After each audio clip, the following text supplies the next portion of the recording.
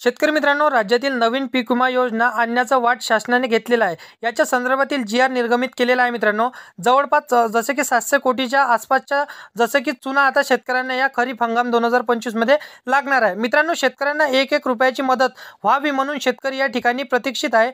कुठल्याही ना कुठल्या तरी माध्यमातून शेतकऱ्यांना मदत मिळावी. नैसर्गिक आपत्तीमुळे बाबतीत होणाऱ्या या शेतकऱ्यांना कुठेतरी दिलासा मिळावा असे शेतकऱ्यांचे प्रयत्न असतानाच आता शेतकऱ्यांना इथं पदरून 700 कोटी रुपये पीक विमा योजनेसाठी घालवावे लागणार आहे मित्रांनो. तर संपूर्ण माहिती आजच्या व्हिडिओमध्ये आज आपण समजून घेणार आहोत. परंतु तुम्ही जर का चॅनलवरती पहिल्यांदा आला असाल तर चॅनलला सबस्क्राइब करून साईडला दिलेल्या बेल नोटिफिकेशनला नक्की प्रेस करून ठेवा, जेणेकरून अशीच महत्त्वपूर्ण व्हिडिओची नोटिफिकेशन डेली तुम्हाला भेटत राहणार मित्रांनो. बघा, एकंदरीत आपण जर पाहिलं तर पीक विमा योजना राबवली जात असताना यामध्ये काही बदल करण्यात आलेले. कप अँड कॅप मॉडेल जसं की लावण्यात आला आहे, तो पूर्ण राज्यामध्ये जसं की अंमलबजावणी यामध्ये करण्यात आलेली आहे मित्रांनो.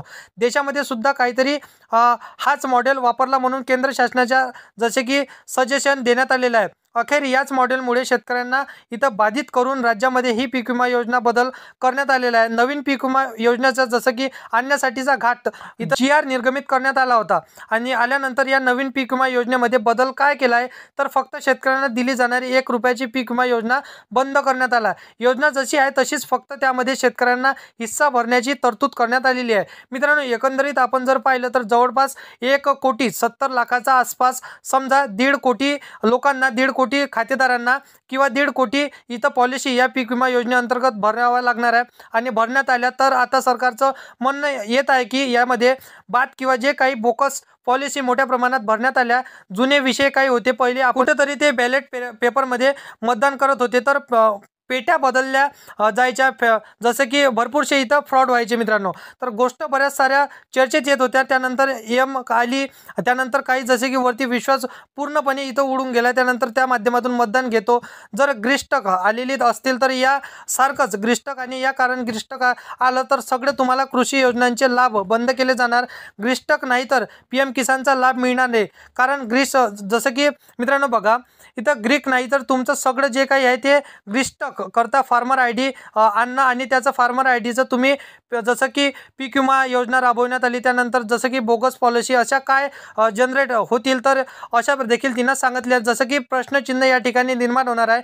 आणि तर ग्रिष्टक असेल तर या बोगस पॉलिसी जसं की क्रिएट होणार नाही, तर क्रिएट होण्याची इथं भीती देखील राहणार नाही. तर अशा प्रकारे पॉलिसीच्या माध्यमातून शोध घेतला जाणार आहे. बोगस पॉलिसींच्या मीडियाच्या माध्यमातून मोठा इथं ओहोपोक करण्यात आलेला आहे. शेतकऱ्यांना नाक आता जसं की 700 कोटी रुपयांचा फटका या ठिकाणी बसणार आहे मित्रांनो. एकंदरीत जर आपण पाहिलं तर नवीन पीक विमा योजना आणल्यानंतर या पीक विमा जसं की हप्ता भरायचा लावल्यानंतर याचा सर्वात मोठा इथं बाधित होणार आहे म्हणजे शेतकरी, इथं अल्पभूधारक आणि गरीब शेतकरी. अर्थात आपण जर पाहिलं तर जे काही गरीब शेतकरी आहेत अशा गरीब शेतकऱ्यांना दिलासा देण्यासाठी, जर त्याचं नैसर्गिक आपत्तीमुळे नुकसान झालं तर त्या शेतकऱ्यांना कुठेतरी मदत करण्यासाठी पीक विमा योजना आणण्यात आलेली होती मित्रांनो.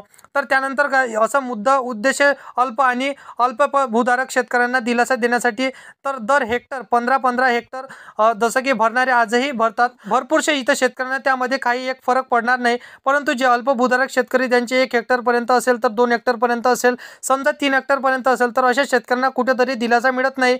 आणि या 1 रुपयाचं पीक विमामध्ये आणि पीक विमा योजना अंतर्गतमध्ये जसं की सहभागीमुळे शेतकरी इथं क्वचित आलेले योजनेमध्ये सहभागी झाले होते. पण आता जर या शेतकऱ्यांना 2% हिस्सा जर खरीपासाठी भरावं लागलं तर वरील पॉलिसी क्रिएट करायची कागदपत्रे अपलोड करावे अशा प्रकारे देखील इथे सांगण्यात आलेलं आहे मित्रांनो.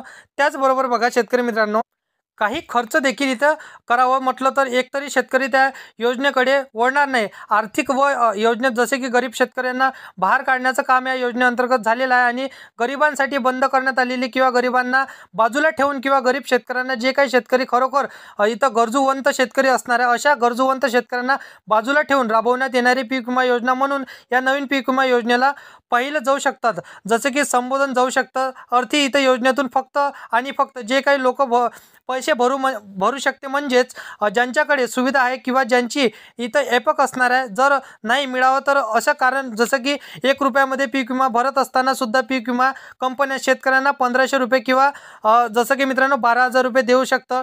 तर 1,000 रुपये दंड आणि जसं की 2,000 रुपयाचा हप्ता भरावा. आणि असंच इथं सांगितलं गेलं जसं की पीक विमा नाही मिळणार तर अशा शेतकऱ्यांना नुकसानग्रस्त होणार नाही. मग ते नुकसान जरी झालं तर चालेल, पण असे सहन करण्यासाठी एपम असलेल्या शेतकऱ्यांना फक्त याच्यामध्ये सहभागी होऊ शकतं. जसं की साहजिकच 70 ते 80 लाख शेतकरी याच्यामध्ये सहभागी होऊ शकतील, अन्यथा काही नाही. म्हणजेच अर्थात शेतकऱ्यांना असलेली एक चांगली योजना या ठिकाणी शासनाच्या माध्यमातून बंद करण्याचा घाट असलेला. जे काही कोणी बोगस म्हणजे असतील तर या बोगस म्हणण्याचे किंवा बोगस अर्ज करणाऱ्या शेतकऱ्यांसाठी अपेक्षा घेण्यासाठी ग्रीस्टॅक इथं बोगस म्हणायला लागेल, कारण ग्रीस्टॅकवरती जे फार्मर आय डी असणार आहे तर ते तुम्हाला लागणार आहे मित्रांनो. तर अशा प्रकारे इथं सांगण्यात आलेलं आहे मित्रांनो. कुठेतरी पाहिल्यासारखं प्रश्न आले का, कारण आता ग्रीस्टॅकचा एक म्हणजे इथं तुम्हाला फार्मर आय डी लागणार आहे मित्रांनो. तर इथं बोगस अर्ज संदर्भात इथं पीक विमा योजना हा बंद करण्यात आला मित्रांनो. तर तुम्ही फार्मर आय डी काढली नसेल तर तुम्हाला फार्मर आय डी लवकरात लवकर काढून घ्यायचे आहे. आणि जसं की पीक विमा इथं चालूच आहे मित्रांनो, परंतु काही फी तुम्हाला इथे भरावं लागणार आहे मित्रांनो. तर तुम्हाला लवकरात लवकर इथं फी देखील भरावं लागणार आहे आणि तुम्हाला फार्मर आय डी आवश्यक असणार आहे मित्रांनो. तर अशा संदर्भात इथं पीक विमा संदर्भात तर महत्त्वाचा GR आज आपण बघितला मित्रांनो. तर अशा प्रकारे शेतकऱ्यांसाठी महत्त्वाचे आणि महत्त्वाची बातमी मी तुम्हाला सांगितली. तर व्हिडिओ आवडला असेल तर व्हिडिओला लाईक करा. आपले इतर शेतकरी मित्रमैत्रिणींना हा व्हिडिओ नक्की शेअर करा. आणि असेच कामाचे व्हिडिओ जर का तुम्हाला डेली पाहायचे असेल तर चॅनलला सबस्क्राईब करून साईडला दिलेल्या बेल नोटिफिकेशनला नक्की प्रेस करून ठेवा, जेणेकरून असेच महत्त्वपूर्ण व्हिडिओची नोटिफिकेशन डेली तुम्हाला भेटत राहणार मित्रांनो. तर चॅनलला नक्की सबस्क्राईब करून ठेवा. तर मित्रांनो चला येऊया नेक्स्ट व्हिडिओमध्ये.